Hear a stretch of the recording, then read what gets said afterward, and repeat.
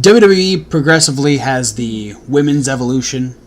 NXT is now heading to Evolve. Things are changing, but, Impact. Same old bullshit. Welcome to the Indie News. We got some stuff to talk about in our news section today, but we have some very quick results. I'm going to kick it off because on November 30th, Friday, we had Full Impact Pro in Ybor City, Florida, the In Full Force show, where we had Marcos Espada and Troy Hollywood defeat Pat Monix and Snoop Strikes. Bishop King defeated Cody Vance, Cyrus Satin, and Jackson Stone in a four-way match. Brian Idol and Matt Del Rey defeated Adrian Alanis and Liam Gray in tag team action. JD Drake retained the WWE title over Jaka. The Precipice retained the ACW tag titles over the Ugly Ducklings. Austin Theory defeated Leon Ruff, and Anthony Henry defeated AR Fox to retain the Full Impact Pro World title. Now over to you for House of Hardcore 51. Yeah, that happened on Saturday the 1st. Nick Eugene Dinsmore. He's still around. Yeah. Defeated Richard Maxwell. Swoggle in a triple threat match. Defeated Bulletproof and TV3.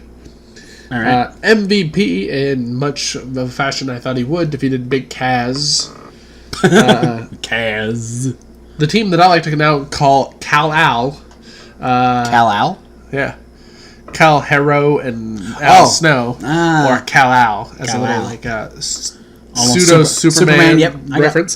They defeated Jay Brad. That's funny because I don't even like Superman. Jay Bradley and Robbie E. Abyss defeated Tommy Dreamer in that last ever hardcore war between the two. Go figure. LAX defeated Jimmy Jacobs and...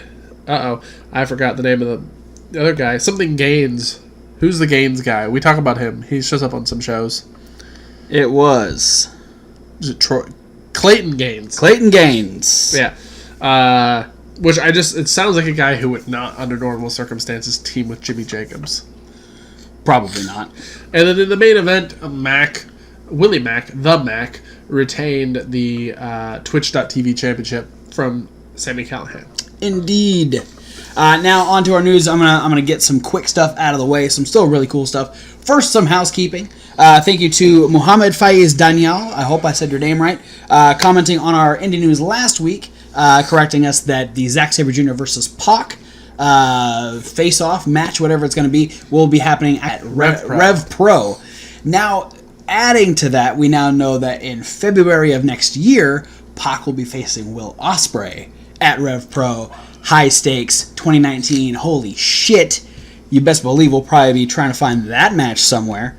Then we also have Mike Quackenbush was a guest trainer at the Performance Center. Seems to be a yearly thing now. Yeah, he's done it a few times. This time working with Alexa Bliss, who's starting to make her return to the ring, which is, what a way to learn heading back from an injury, right? Yeah. I mean, that's a good mind to be learning from. So. Yeah, Quack tweeted at the end, too, talking about how generally when he goes there, he's excited because they'll let him produce NXT matches. Oh, that's cool.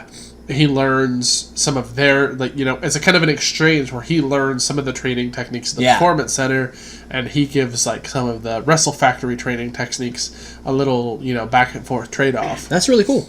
Awesome to see Mike Quackenbush. Also, two big signings for ROH. An up-and-comer, Brody King, who we're actually going to be talking about in a second with our upcoming shows, is going to be heading to ROH. And on the opposite side of things, another rising indie star, but in a whole different way, PCO is headed to ROH. Yeah. Holy shit. 2-year exclusive contract. Yeah. Also on the nose, I believe it was Silas Young just re-signed to another long-term deal. Indeed. Which pulls him off the wagon because he's another one of those guys that was supposedly on the WWE radar. Yes, because he was actually recently at one of their TV tapings for Raw. Or and I think Silas Young's been on WWE's list for a while now. So I'm excited. I mean, Brody King is really good. We've seen some of the stuff he's done with PWG. Yeah, and so I'm excited to see what he does. But man, I am so curious what happens with PCO in ROH. Whatever happens to him, you can say you have his name on that birthday card I got for you. I do. He did say, "Happy birthday, human." Yeah. Thank you. You're terrifying. Good luck in ROH. Yeah, I've heard about Midlife Crisis, but that was he's a midlife reinvention. I listened to his podcast with Stone Cold, like a 2-part podcast with Stone Cold, and it is insane. Yeah. But it's awesome. So good luck. And I'll give you a quick update on the World Tag League. We'll be having the finals this week, actually. So we'll have the winners next week on Indie News. But currently, the top 3 teams are the Guerrillas of Destiny, Los Ingobernables, and Tomohiro Ishii and Toru Yano with 14 points. Just behind them are the Killer Elite Squad and Juice Robinson and David Finlay, both with 12 points. 10 points, we have 3 teams, Zack Sabre Jr., Taichi, the Best Friends, and Elgin and Cobb. Then we have 2 teams with 8. That's Minoru Suzuki and Takashi Iizuka, and Togi Makabe and Toa Hanare. With 6 points, we have Hangman Page and Yujiro Takahashi, and Hiroshi Tenzan and Satoshi Kojima. Yuji Nagata and Manabu Nakanishi only have 2 points, and Aoto Yoshida and Shota Umino still 0 points. So they're not going to win. Cobb and Elgin, they bumped up quick. Doing a catch-up job. Yeah, so we still have the rest of this week. The finals will be next Sunday on the 9th, or this Sunday on the 9th. So we will have official winners on next week's Indie News. So, all right. I mean, Finlay and Robinson are still in the running. They still got a chance. Who was you? You were Cobb and Elgin. I was Cobb and Elgin. So I mean, you got a better chance than you did last week this time. Oh, absolutely. Yeah. So, with that being said, here is the big story that we're going to talk about. Take it away, Kevin Hawk. All right. So, something you'll see in our upcoming shows next week would be Evolve 117 and 118, which are supposed to respectively take place on the 15th and 16th of December. This month. Wow. I'm just having a hard time realizing we're in December. To be fair, it's only the 3rd as of recording this. So, where they had announced just a few days ago that LAX would be on their shows in this kind of a dream match scenario facing against the Street Profits. The current Evolve Tag Team Champions. Yeah. And a team under the WWE umbrella. Yeah. Which would mark that this is like a very rare instance where a WWE team would be able to face a team from another major promotion. Yeah. Even if it's under the banner of a completely different promotion. Yeah. There was a time where there was like an ECW champion or WCW champion and a WWE champion fighting each other on ECW kind of thing. Taz and Mike Awesome. Yeah. Well, the day of announcing LAX was going to be on the show on the... I think it was like Friday. Yeah, Friday or Thursday, where on 117... they were going to be in a triple threat match for the Evolve Tag Team Champions facing against the Street Profits and then AR Fox and Leon Ruff. And then on Evolve 118 on the 16th against... it would be the Street Profits and Darby Allin versus LAX and Austin Theory. Holy shit. The day of announcing that LAX was going to be on the shows, Impact contacted Evolve and pulled LAX off of the show. Yeah. All parties involved seem very unhappy. Oh, yeah. About what happened. Most notably Evolve. Yes. Where this is a statement coming from Evolve saying, "We're sorry to inform you that Impact Wrestling has pulled LAX off of the upcoming Evolve dates. Evolve officials were contacted by LAX and informed that they were needed for something else that weekend." So there's the thing. I guess they were contacted by LAX. So Impact didn't even call. They made LAX do the dirty work. Yeah. No other explanation was given. Impact Wrestling didn't contact Evolve officials and left it up to LAX. There's no heat on LAX as to WWE understands the situation they were put in. Evolve officials had told LAX that the plan was to have the matches with Evolve Tag Team Champions, the Street Profits. That weekend, Evolve was informed that LAX would not be able to lose in those matches. You know, it's politics. Yeah. In order to evolve any political issues, Evolve made one night a triple threat match and the other night a 6-man tag. This would give the fans LAX versus the Street Profits while protecting all parties politically. Unfortunately, Impact Wrestling waited until the matches were announced and then pulled the talent the next day. This all could have been easily avoided by not allowing LAX to take the dates in the first place. Evolve will no longer consider booking Impact Wrestling contracted talent moving forward. Evolve officials are currently working on a replacement and will have news early next week. Apologizing for the lineup change. Thank you for the support. Yada yada yada. So yeah, dick move. Yeah, and then there was also very a very upset tweet from Santana of LAX, essentially saying like, hey, something good was going to happen, and it just shows that there's still a lot of things that need to happen in wrestling for everyone to just have a good time and, do what they want to do. So, yeah. Still too heavily politicked. Yeah. And, the fact that, like, they don't even know what they don't know the reason why they were pulled. Yeah. So, what are you going to do? I don't know, but that's going to be, like, they're going to have to work hard to fill that gap. Like, because that's a big thing that, like, as soon as it's announced, that was going to generate a ton of buzz. And then all of a sudden, now if WWN has to go, oh crap, who can we put in that spot? Yeah. Well, Evolve will figure it out. Yeah. They're fun. And you'll see it on the upcoming shows next week. Yeah. And we'll talk about it. Speaking of upcoming shows, it's time for upcoming shows. We have 4 of them. Yep. First, and I have to burp. Sorry. All right. Starting on Saturday the 8th. Yep. Saturday the 8th. We've got House of Hardcore, the 2300 Arena. Yep. House of Hardcore 52. Where we're going to have Bully Ray versus Joey Ryan. Probably. In some form or fashion. Yeah, we'll see how that goes. I mean, here's the thing. He's been injured and not wrestling long enough that they wouldn't be advertising him if they didn't have a plan going forward, in my opinion. They lasted longer than I expected. Yeah, they did. They lasted longer than I expected. Also, they're going to have the Willie Mack versus Shane Strickland. Not announced if it's going to be a Twitch.tv championship match or not. But more than likely. Yeah. And they also have Nick Aldis versus Brian Cage, which no intention on whether or not that's for the NWA strap either. Yeah. But, it could be. Could be. You never know. And then Tommy Dreamer versus BCO. Yeah. Because Tommy Dreamer's never fought a robot before. Yeah. So he's like, first time for everything. I'm gonna fight a Frankenstein. I have my theory about Tommy Dreamer. Yeah. He'll never outright say, this is my last match, I'm retiring. He'll never do that. He's just booking him in as many situations as possible to where he is forced to retire. Yeah. He doesn't want to seem like he's bitching out, is what it is. 2 weeks. He just wrestled Abyss in a hardcore war, and now he's going to face PCO. I'm not sure what's worse. Oh, probably PCO. You think so? Like, PCO was arm tied behind his back. Ugh. All right. He's not human. I know. I watched him. You saw him live. I watched a 50-year-old man, bigger than any other 50-year-old man I've ever seen in person, backflip off the top rope to the floor. Yeah. Oh, the things you see at Chikara. Moving on. Also on Saturday, AAW's Last Call in LaSalle, Illinois. Indeed.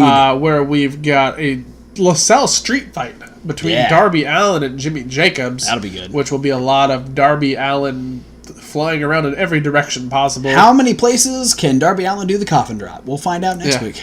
And Jimmy Jacobs probably putting a spike in his forehead. Probably. Also, the Heritage Championship is on the line. Trevor Lee defends against DJZ. And the AAW Championship is on the line. Brody King defends against Eddie Kingston. So that's cool, though, because we have like upcoming shows that are relevant to the new ROH signings. Yeah. Since we have PCO on one, Brody King on the other. Absolutely. And on Saturday, we're going to end the night at... Chikara! Saturday. Chikara! Yeah.